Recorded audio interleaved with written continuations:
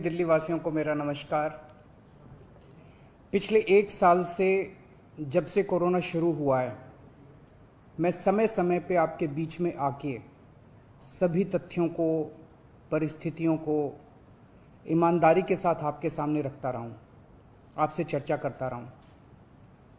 एक चीज़ हम लोगों ने हमेशा गांठ बांध के रखी, आपको कभी गलत तथ्य नहीं दिए, आपसे कभी झूठ नहीं बोला, जो था आपके सामने रख दिया।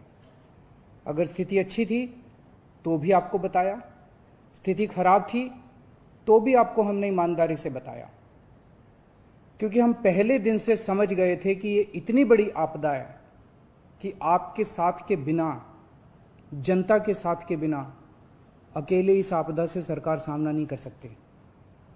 जनता का सहयोग और जनता की सहभागिता इस पूरे संघर्ष में बेहद जरूरी है। और जब तक जनता को सच नहीं बताया जाएगा, सारे तथ्य जनता के सामने नहीं रखे जाएंगे, तब तक जनता की भागीदारी सुनिश्चित करना असंभव था। इसीलिए हमने हर चीज आपके सामने रखी। हमने टेस्ट नहीं कम होने दिए। आज दिल्ली के अंदर सबसे ज्यादा टेस्ट हो रहे हैं। मैं तो ये कहूंगा कि अगर प्रति 10 लाख की पॉपुलेशन पे देखा जाए तो शायद पूरी दुनिया में सबसे ज्यादा टेस्ट दिल्ली में हो रहे हैं। मैंने देखा कि कई जगहों पे उन्होंने टेस्ट कम कर दिए। टेस्ट कम कर दिए तो केस कम आने लग गए। इस तरह से तथ्यों के साथ कई जगह हेरफेर करने की कोशिश की गई। हमने ऐसा नहीं किया। हमने टेस्ट कम नहीं किए, उल्टे कम करने की वजह हमने दिल्ली में टेस्ट कई गुने बढ़ा दिए। आज लगभग 1 लाख टेस्ट दिल्ली में डेली हो रहे हैं। हमने मौत के आंकड़े आपसे नहीं छुपाए। जितनी मौतें होती थी हमने सब आपके सामने रखी, ईमानदारी से रखी। अगर ज्यादा हो रही थी तो ज्यादा बताई, कम हो रही थी तो कम बताई। कितने बेड्स हैं, कितने आईसीयू बेड्स हैं, क्या परिस्थितियां हैं, हर चीज आपके सामने ईमानदारी के साथ रखी।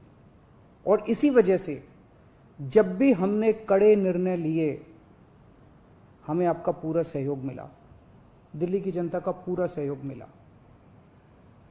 मैं हमेशा कहता हूं कि हमारी दिल्ली एक परिवार है। दिल्ली के 2 करोड़ लोग एक परिवार हैं। और जब परिवार में कोई आपदा आती है तो सारे परिवार के लोग मिलकर उसका सामना करते हैं। अब भी हम सभी मिलकर इसका सामना करेंगे। पहले भी जीत हुई थी, अब भी जीत होगी। आज दिल्ली में क्या परिस्थिति है?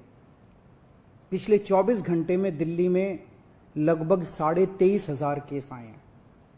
उसके पिछले 24 घंटे में लगभग 25,500 केस आए थे। तो पिछले 3-4 दिन से रोज हम देख रहे हैं लगभग 25,000 के करीब केस आ रहे हैं। पॉजिटिविटी बहुत ज्यादा बढ़ गई है, संक्रमण दर बहुत ज्यादा बढ़ गई है।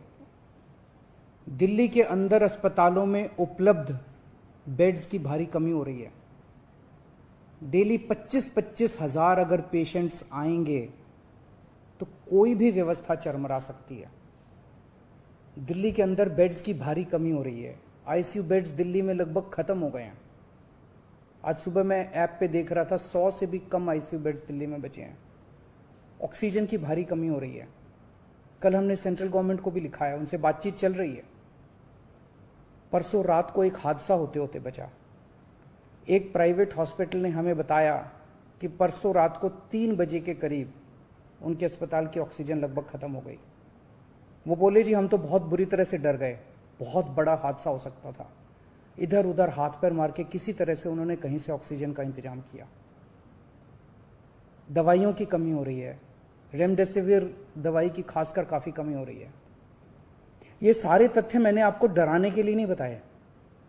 ये सारी परिस्थिति है और इन परिस्थितियों में हमें अब अगला कदम क्या उठाना है, इस पे चर्चा करने के लिए मैंने आपको ये परिस्थिति बताई है।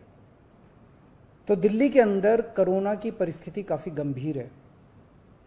अभी तक हमने दिल्ली के अंदर हेल्थ सिस्टम को बड़े अच्छे तरीके से मैनेज किया। दिल्ली में 4थी वेव आई है। पहली वेव पिछले साल जून में आई थी जिसमें 4,500 के करीब केस आए थे। दूसरी वेव आई फिर सितंबर में, फिर तीसरी वेव आई जिसमें 8,500 के करीब केस आए थे।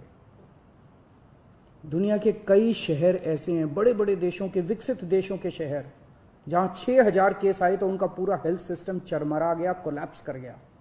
दिल्ली में 8,500 केस आए पिछली बार तीसरी वेव में, तब भी हमारा सिस्टम कोलैप्स नहीं किया, उल्टे हमने और ज्यादा अपनी तैयारियां शुरू कर दी।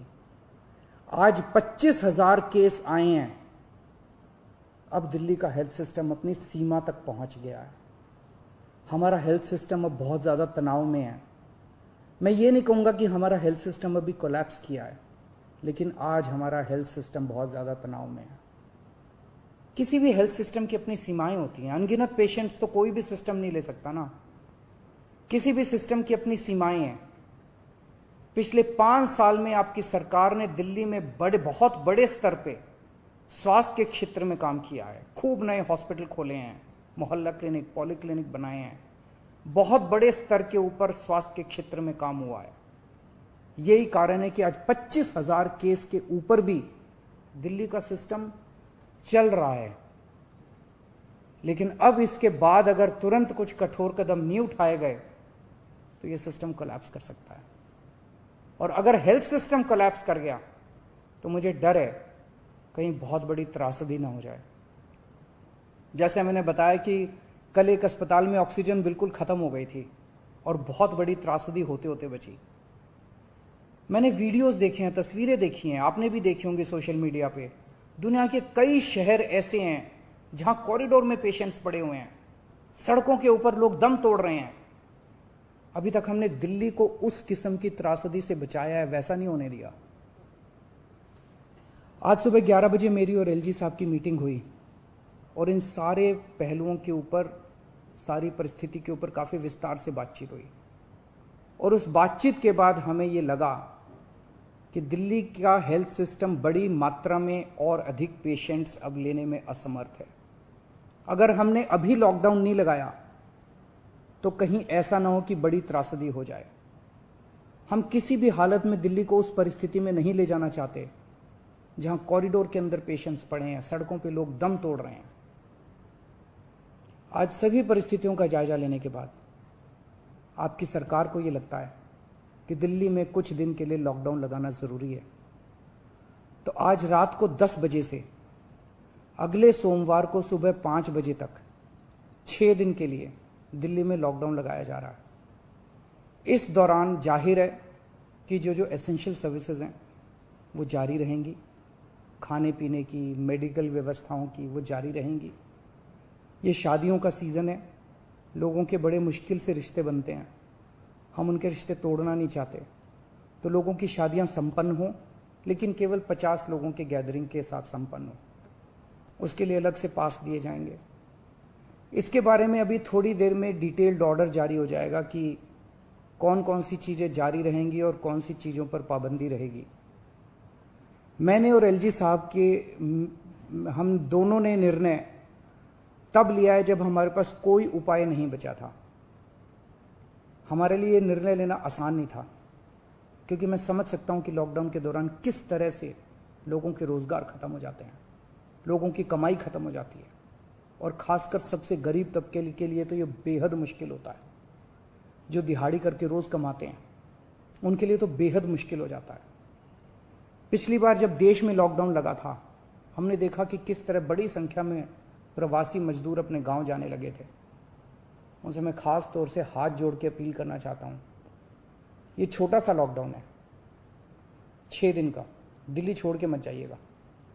आपके आने जाने में इतना समय खराब हो जाएगा, इतना पैसा खराब हो जाएगा, इतनी ऊर्जा खराब होती है। दिल्ली में रहिए। मुझे उम्मीद है कि ये छोटा लॉकडाउन है और छोटा ही रहेगा। मुझे पूरी उम्मीद है कि शायद बढ़ाने की जरूरत ना पड़े। आप दिल्ली में रहिए। यकीन मानिए, हम पूरी ईमानदारी के साथ सब मिलके लड़ेंगे तो जल्दी इस मुसीबत से छुटकारा पाएंगे। मैं आपको यकीन दिलाता हूं, सरकार आपका पूरा ख्याल रखेगी। मैं हूं ना, मुझ पे भरोसा रखिए। मेरी दिल्ली के सभी नागरिकों से अपील है कि ये निर्णय हमने बहुत मुश्किल से लिया है। आप सब लोग जानते हैं कि मैं लॉकडाउन के सख्त खिलाफ रहा हूं। हमेशा से मैंने लॉकडाउन का विरोध किया है। मेरा यह मानना है कि लॉकडाउन से कोरोना खत्म नहीं होता, लॉकडाउन से कोरोना की स्पीड कम हो जाती है। मेरा हमेशा ये मानना है कि अगर किसी भी शहर या राज्य की स्वास्थ्य व्यवस्था अपनी सीमा तक पहुंच जाए तो लॉकडाउन लगाना जरूरी हो जाता है, ताकि पेशेंट्स का नंबर कम हो जाए, ताकि हेल्थ सिस्टम को और दुरुस्त किया जा सके। ये जो 6 दिन का लॉकडाउन हम लगा रहे हैं, ये जो 6 दिन हम ले रहे हैं आपसे, इन 6 दिनों के अंदर हम बहुत बड़े स्तर के ऊपर और दिल्ली में बेड्स की व्यवस्था करेंगे। केंद्र से हम मदद मांग रहे हैं, उनसे लगातार संपर्क में हैं। केंद्र सरकार हमारी मदद भी कर रही है, उसके लिए हम केंद्र सरकार के शुक्रगुजार हैं। उनसे ऑक्सीजन की व्यवस्था करेंगे, दवाइयों की व्यवस्था करेंगे। इस लॉकडाउन के समय को हम इन सब चीज़ों के लिए इस्तेमाल करेंगे। मेरी अब सब लोगों से गुजारिश है कि लॉकडाउन का पूरी तरह से पालन करें, घर से बाहर इस दौरान ना निकलें। पहले भी हमने कई कठिन निर्णय लिए और आपने मेरा पूरा साथ दिया। मुझे पूरी उम्मीद है आज भी आप मेरा साथ देंगे। हम मिलके इसका मुकाबला करेंगे और ज़रूर जीतेंगे। नमस्कार।